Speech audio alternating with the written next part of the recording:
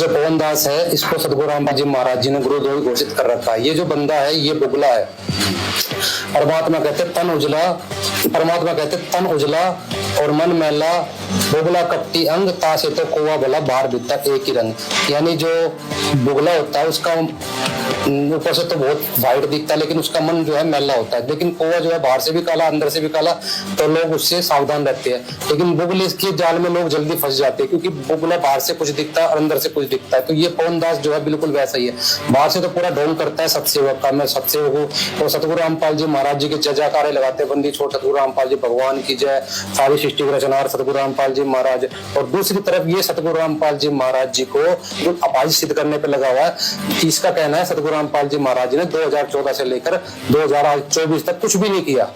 जो कुछ कर रहा है मैनेजमेंट कर रहा है, उसके परिवार वाले कर रहे हैं, सतगुरु रामपाल जी महाराज कुछ नहीं कर रहे। इस अंधे का कहना है, इस डांगर का, जबकि सतगुरु रामपाल जी महाराज जी ने ही मैनेजमेंट बनाया है और मैनेजमेंट के माध्यम से सतगुरु रामपाल जी महाराज जी सब कुछ कर रहे हैं। और ये जो बंदा है ये मैनेजमेंट पे सवाल खड़ा करता है। मैनेजमेंट पे सवाल खड़ा करने का मतलब है सतगुरु रामपाल जी महाराज जी के ऊपर सवाल खड़ा करना, क्योंकि मैनेजमेंट को सतगुरु रामपाल जी महाराज जी ने बनाया। मैनेजमेंट तो सतगुरु रामपाल जी भगवान ने बनाया है, और ये जो पवन दास है, जो ये कौवा है, ये बगुला है, ये डांगर है, ये खांगर है, ये मैनेजमेंट पे सवाल उठाता है, मैनेजमेंट पे उंगली उठाता है। और मैनेजमेंट पर उंगली उठाने का मतलब है सतगुरु रामपाल जी के ऊपर उंगली उठाना। वाह भाई वाह। भाई हम मैनेजमेंट पर उंगली अपनी तरफ से नहीं उठा रहे, हमें मैनेजमेंट पर उंगली उठाने का आदेश सतगुरु रामपाल जी भगवान ने ही दिया है। देखो हम तो ज्ञान आधार से चर्चा करते हैं, हम अपनी तरफ से कुछ नहीं बोलते भाई, वो अबाई नहीं बकते। जो भी कहेंगे उसके हम पुख्ता प्रमाण देंगे, पुख्ता सबूत देंगे।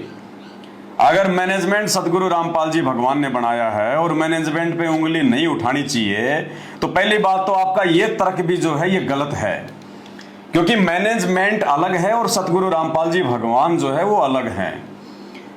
मैनेजमेंट वाले जितने भी लोग हैं वो जीव हैं, वो एक स्त्री और पुरुष हैं, आप और हमारी तरह वो इंसान हैं। और मैनेजमेंट जिसने बनाया होगा वो है भगवान, परमात्मा, सतगुरु रामपाल जी भगवान। तो दोनों में रात दिन का अंतर हो गया, ठीक है। अब परमात्मा किसी को भी बना सकते हैं, कोई बड़ी बात नहीं है। परमात्मा किसी भी भगत को कोई भी सेवा दे सकते हैं, कोई बड़ी बात नहीं है। लेकिन ये कौन से शास्त्र में लिखा हुआ है कि वो परमात्मा जिस व्यक्ति को सेवा सौंप देगा वो कभी जिंदगी में गलती नहीं करेगा, या परमात्मा जो मैनेजमेंट बना देगा वो मैनेजमेंट जिंदगी में कभी कोई गलती नहीं करेगा? ये कौन से शास्त्र में लिखा हुआ है? ये गुरुजी ने कौन से जो है वो सत्संग में बोला? दूसरी बात, मैनेजमेंट के खिलाफ हम उंगली उठाते हैं तो कोई राग द्वेष ईर्ष्या के अनुसार नहीं उठाते। मैनेजमेंट ने हमारी कोई जमीन नहीं हड़प रखी है, हमारा कोई मकान पे कब्जा नहीं कर रखा है, वो हमारा कोई दुश्मन नहीं है। वो तो आप और हमारी तरह भगत है, 2 कोटि का जीव है। बस अंतर इतना है, मर्यादा टूटने के चलते वो काल के अधीन हो गया। अब काल उसको मदारी के बंदर की तरह नचा रहा है। और वो मैनेजमेंट यदि ज्ञान के विरुद्ध कोई काम करेगा, भले ही वो संत रामपाल जी ने बनाया मैनेजमेंट है, अगर वो मर्यादाओं के विरुद्ध काम करेगा या चलेगा, या संगत में कोई ऐसा नाटक करेगा, आडंबर करेगा, पाखंड फैलाएगा, तो वही संत रामपाल जी भगवान का ये सत्संग रूपी आदेश है। भगत ने फिर ज्ञान आधार से उसकी पोल भी खोलनी चाहिए। देखा देखी में चलने के लिए संत रामपाल जी ने आदेशित नहीं किया। परमात्मा कहते हैं, कहे कबीर सोए जन मेरा, जो नीर खीर का करे निबेरा। जो सही और गलत को देखकर आगे बढ़ेगा, आंख बंद करके नहीं चलेगा, गुरुदेव कहते हैं वो मेरा असली भगत है। तो भाई खुद सतगुरु रामपाल जी भगवान ने सन 2014 बरवाला कांड के बाद जब उनको पुलिस प्रशासन पंचकुला लेकर जा रहा था मेडिकल के लिए, तो भाई 20 नवंबर की रात्रि को, 20 नवंबर 2014 की रात्रि को, क्योंकि 18 नवंबर 2014 को बरवाला कांड हुआ था, और 19 नवंबर 2014 की रात्रि को तकरीबन 9 साढ़े 9 बजे, क्योंकि दास भी तो उसी आश्रम में मौजूद था उस समय, हमारी आंखों के सामने गुरुदेव भगवान को पुलिस प्रशासन लेके गया था। तो जब आश्रम से गुरुजी को रात में पुलिस प्रशासन लेके गया और रात के 1 बजे जब एम्बुलेंस से गुरुजी चंडीगढ़ के पंचकुला मेडिकल कॉलेज में और अपने मेडिकल के लिए पहुंचे, और जैसे मेडिकल से गुरुदेव बाहर निकले उसी समय मीडिया ने उनसे सवाल जवाब करने शुरू कर दिए, और गुरुदेव ने स्पष्ट रूप से कह दिया कि मैंने बरवाला कांड में कुछ नहीं किया, जो भी किया वो राष्ट्रीय समाज सेवा समिति ने किया। अब ये राष्ट्रीय समाज सेवा समिति क्या है? राष्ट्रीय समाज सेवा समिति का दूसरा नाम है सतलोक आश्रम मैनेजमेंट हरियाणा, जिस मैनेजमेंट के विषय में ये भाई कह रहा है कि मैनेजमेंट गुरुजी का बनाया हुआ है। उसी मैनेजमेंट ने अपना नाम रखा सन 2010 में राष्ट्रीय समाज सेवा समिति RSSS, यानी वो के वो लोग, वही गुरुजी के बेटा बेटी, उनके भाई, उनके रिश्तेदार, ये स्टेट कोऑर्डिनेटर, वही सारे के सारे लोग, इन सभी लोगों ने मिलकर एक समिति बनाई काल की सुनियोजित चाल के तहत, जिसका नाम रखा राष्ट्रीय समाज सेवा समिति। वो चाहे मैनेजमेंट कहो चाहे राष्ट्रीय समाज सेवा समिति कहो, एक ही बात है, आदमी वो के वो, बस खाली नाम चेंज कर दिया गया उसका। तो जब मीडिया वालों ने गुरुदेव से सवाल जवाब किए कि महाराज जी आश्रम में इतने आदमी मारे गए हैं, आपको कोई अफसोस है? और आपके वहां पे जो है इतने वो गुंडे खड़े थे, तो गुरुदेव स्पष्ट रूप से कह रहे हैं, ये वीडियो अभी आपको सुनाऊंगा, देखना ये गुरुदेव का। गुरुदेव स्पष्ट रूप से कह रहे हैं कि वो जो भी कुछ किया वो राष्ट्रीय समाज सेवा समिति ने किया। गुरुदेव ने, ये तो सत्यवादी परमात्मा है भाई, अरे ये भगवान भी अगर तुम्हें लगता है कि झूठ बोल रहा है तो फिर धरती पर फिर सोच लेना कोई भक्ति नहीं है, फिर धरती खाली है, मरेंगे लोग, फिर कुछ नहीं है इस धरती पर। अगर ये सत्यवादी भगवान भी अगर झूठ का सहारा लेने लग गया तो इसको किसका डर है भाई? इसको किसका भय है जो ये झूठ बोलेगा? इन्होंने स्पष्ट राष्ट्रीय समाज सेवा समिति अर्थात सतलोक आश्रम मैनेजमेंट हरियाणा अर्थात अपने परिवार व रिश्तेदारों को बरवाला कांड का दोषी बताया, और किसी बंद कमरे में नहीं बताया, पूरी दुनिया के सामने, मीडिया वालों के सामने लाइव बताया। और यदि कल को सतगुरु रामपाल जी के ये स्टेटमेंट यदि ये गलत हो जाते हैं तो भाई आने वाले समय में दुनिया इनकी भक्ति नहीं करेगी, क्योंकि दुनिया सतवादी की भक्ति करती है, झूठे की भक्ति नहीं करती। हम रोज संध्या आरती पढ़ते हैं, सतवादी के चरणों की मैं सिर पे डारूं धूर, और 84 निश्चय मिटे पहुंचे तख्त हजूर। ये वो सतवादी भगवान है। अगर संगत की आंखें खुल जाएं तो इस वीडियो को देखकर, और ये सत्यवादी भगवान मीडिया के सामने पूरी दुनिया को क्या संदेशा दे रहा है? उस मैनेजमेंट के खिलाफ बयान दे रहे हैं गुरुदेव, उस राष्ट्रीय समाज सेवा समिति के खिलाफ बयान दे रहे हैं। अब ये राष्ट्रीय समाज सेवा समिति कोई पाकिस्तान की एजेंसी नहीं है जो आश्रम में आके मैनेजमेंट संभाल रही थी। गुरुदेव के दोनों, वो सारी लिस्ट है मेरे पास में, जितने भी मेंबर हैं इसके 50 राष्ट्रीय समाज सेवा समिति के, दास अनेकों बार आपको वीडियो में दिखा चुका है। जितने भी लोग मैनेजमेंट वाले उसके मेंबर हैं, जिसमें दोनों गुरुजी के लड़के रामकुमार ढाका, बलवान जाखड़, ये जितने भी जो स्टेट कोऑर्डिनेटर हैं, बलजीत, सबके नाम हैं। तो गुरुदेव उन सबको कह रहे हैं, यानी जितने भी लोग उस समिति में शामिल हैं, गुरुजी ने उन समिति में शामिल लोगों के ऊपर बरवाला कांड का दोष रख दिया, ये कहकर कि मैंने कुछ नहीं किया, जो भी कुछ किया राष्ट्रीय समाज सेवा समिति ने किया।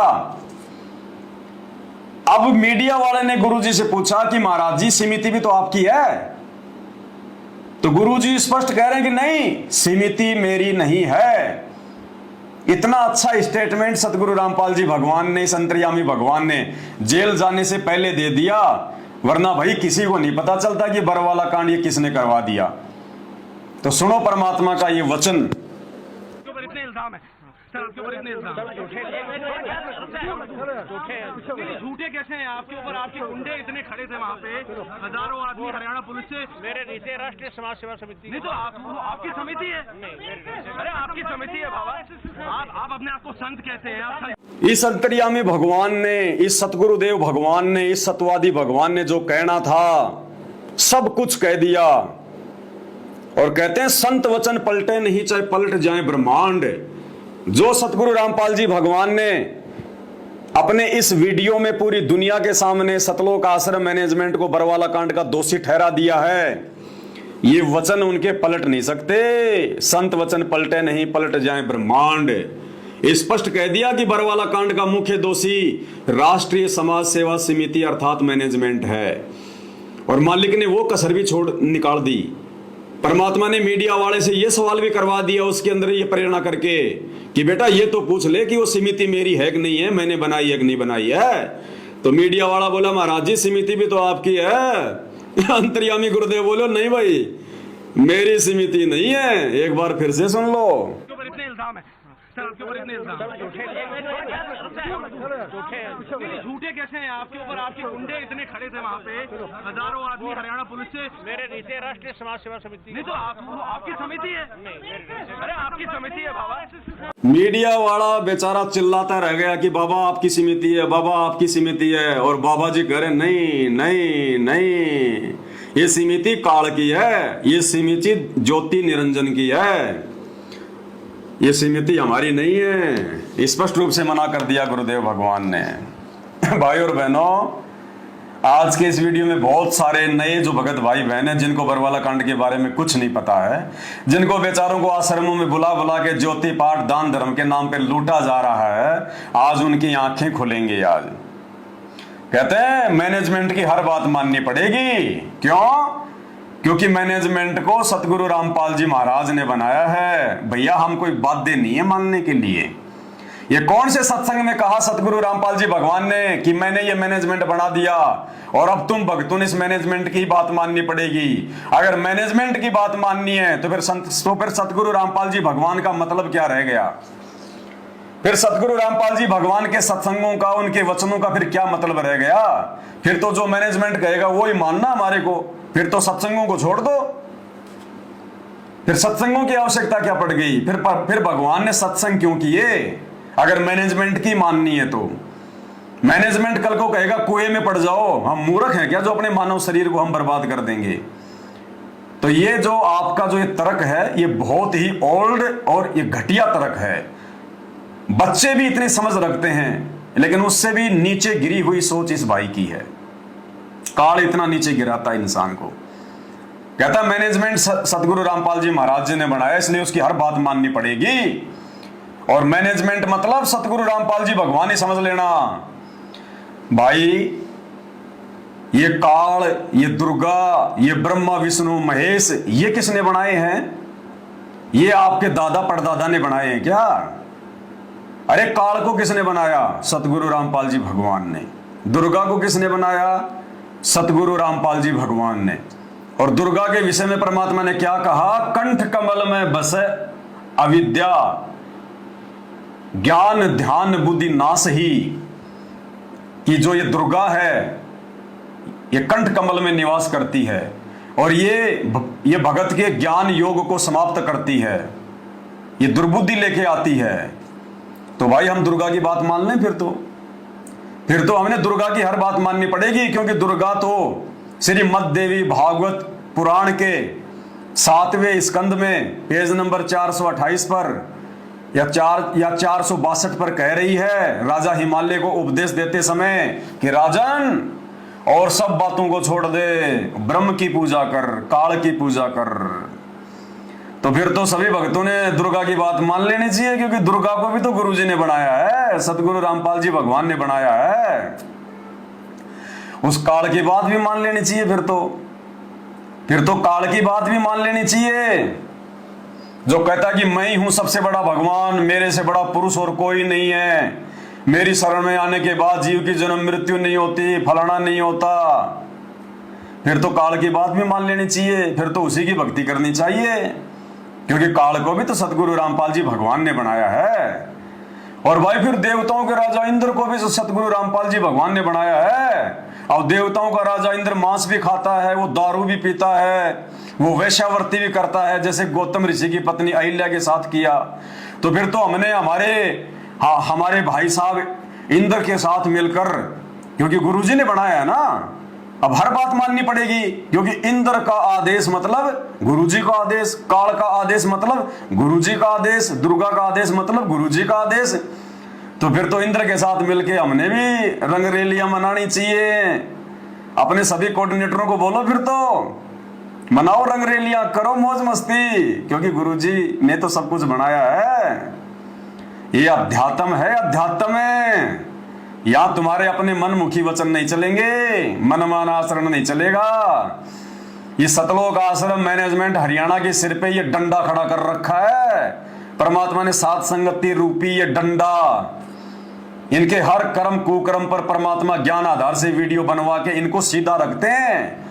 अन्यथा ये जो है ये धरती का सत्यानाश कर दें ये लोग, धरती का सत्यानाश है।